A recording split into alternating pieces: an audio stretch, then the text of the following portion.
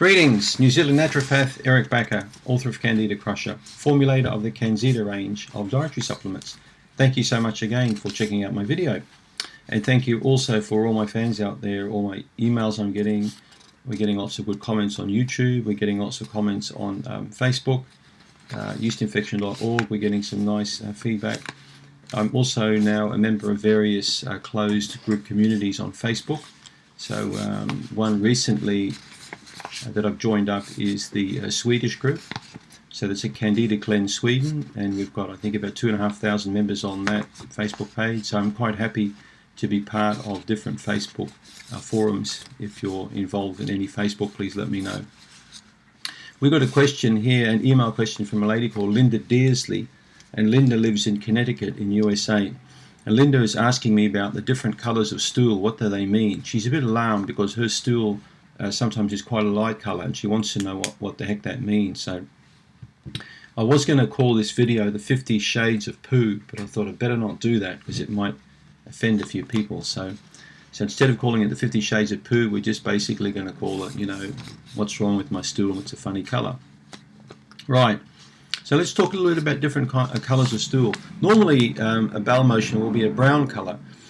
And the brown, really, if you've got that nice sort of brown tan color to the stool, and you're passing out roughly 12 inches, 18 inches of bowel motion a day, cigar shaped, low odor, easy to pass a motion, you've got good bowel function. You've generally got good bacteria, you're eating a reasonable amount of fiber, you've got a good balance in your autonomic nervous system, you're probably not under too much stress.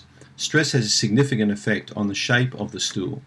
I'll probably discuss it in another video, but I've often seen people, for example, irritable bowel syndrome. We know that 50% of IBS is stress related, and people with IBS can have sometimes diarrhea, sometimes constipation.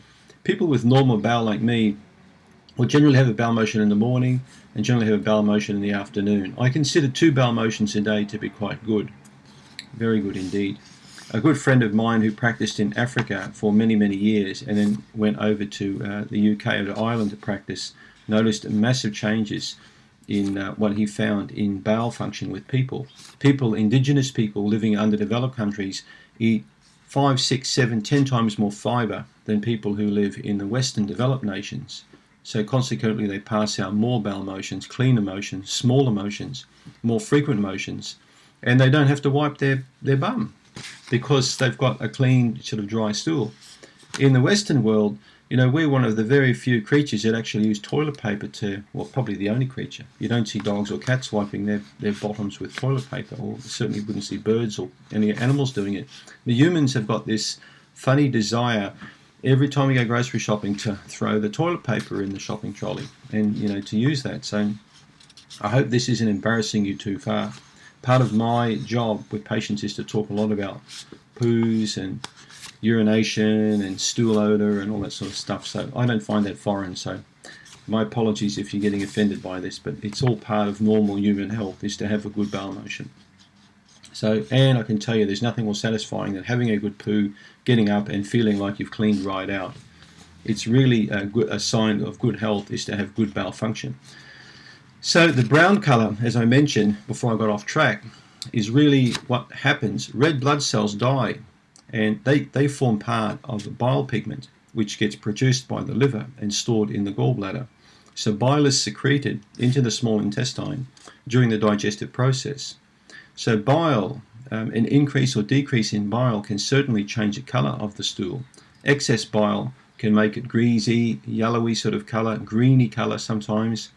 Insufficient bile can make it a very pale or white color. It can signify liver disorder, it can signify a biliary obstruction, so obstruction of the bile passage or bile traveling through it. And we see that sometimes with gallbladder problems, with gallstones, we will see that. So let's start with the color green poo or green stool. So that could really mean that you've had something like a green smoothie, or you've had a high chlorophyll load, you've drunk something, you've had spinach. I eat a lot of spinach, so it's not unusual to have a green kind of a coloured stool, so don't freak out. You're not Kermit the Frog, all right? So think carefully what you had to eat prior to that bowel motion. or even what you had 2 meals prior, because that can usually signify, that can give you an indication of the colour. It's not unusual for teething babies to have green stool. I noticed that as a homeopath, when I practiced earlier as a homeopath, that children that require the homeopathic medicine chamomile can sometimes have that green spinach sort of chopped up stool. The children who teethe have a problem really with eating food, and they can be quite picky and fussy, and that can dictate the colour of the stool too, and it can sometimes be green in children. So generally green will mean spinach or leafy greens, so it's got the way that your body processes the food. It's not really a big problem. Food may be moving through the large intestine too quickly, could be due to diarrhea. The bile pigment might not be breaking down the food properly, especially if you're eating quite a heavy load of green food. You may not be producing sufficient bile to really help to, render the colour of that different from green. So don't freak out too much with that. Okay, light coloured, white or clay coloured stools. We just spoke about that before. Lack of bile pigment. So that needs investigating. If you consistently got white bowel motions or very pale or chalky, you'll find dogs sometimes have that. If you give a dog a lot of high fatty foods to eat, or too much meat consistently, it can have chalky white stools. I notice that with dogs sometimes. My wife likes her dog. We've had dogs for a few years. And of course what you feed the dog, you'll notice what will come out the other end. So a big thing with bowel motions is observation. What you eat is what you excrete. So just be a good observer. And a lot of people won't look into the toilet pan after they've had a motion. It's important to do that from time to time, of course. Another tip which I mentioned on a previous video, flush the toilet, have a motion, and then if you see any oil slicks or that sort of bluey, yellowy, sort of huey, oily colour on top of the or in the water around the stool, it will generally mean you've got an issue with your bile. So you've had potentially too much fat to eat, or more fat than your body can break down. So again, you may need a liver cleanse or gallbladder flush. Many women, when I ask them that question, they say, yes, Eric, I've got a lot of oil floating in there. And that can coincide with burping, reflux, lots of farting and gas and bloating and all these things. And if you have that with that oil slick, then you need a gallbladder flush. All right? Yellow, greasy, foul-smelling stool can sometimes happen, really smelly stools. Excess fat in the stool. So malabsorption. Celiacs can often get these greasy, smelly stools, especially if they have gluten. They can really notice this stool. So protein in bread can really do that. Okay, moving along. Black stool. What if it's black? Well, you're not Darth Vader. You're not coming from outer space or something. So black stool can mean for some people something like eating too much licorice. Licorice can produce black stools. Some medications. Pepto-Bismol, for example, can do that. And bismuth, bismuth is a supplement some people take as part of a bacterial eradication for Helicobacter. So that can produce black stools. Black stools can also signify, however, blood loss. So you could be passing out blood from higher up in the digestive system, and it's mixing with digestive enzymes, turning it black or a dark color. So by the time you excrete it, it's black.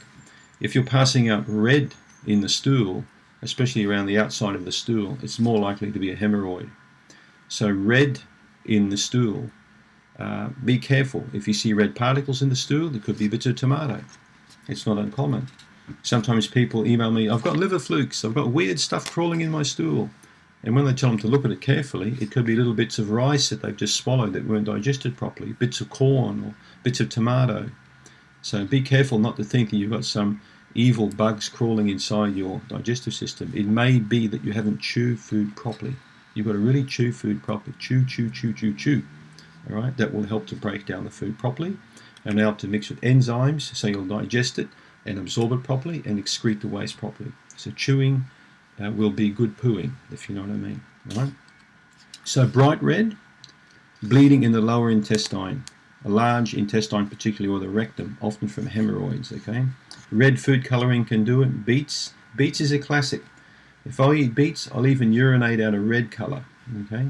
So the red from the beet can come out through the urine, can come out through the stool. So if you eat beets, don't freak out. You're not bleeding to death internally. It's just the beet colour. And that may occur for 1 to 2 days after eating beets.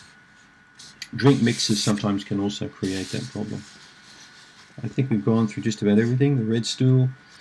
Cranberries can sometimes cause the red stool as well with people.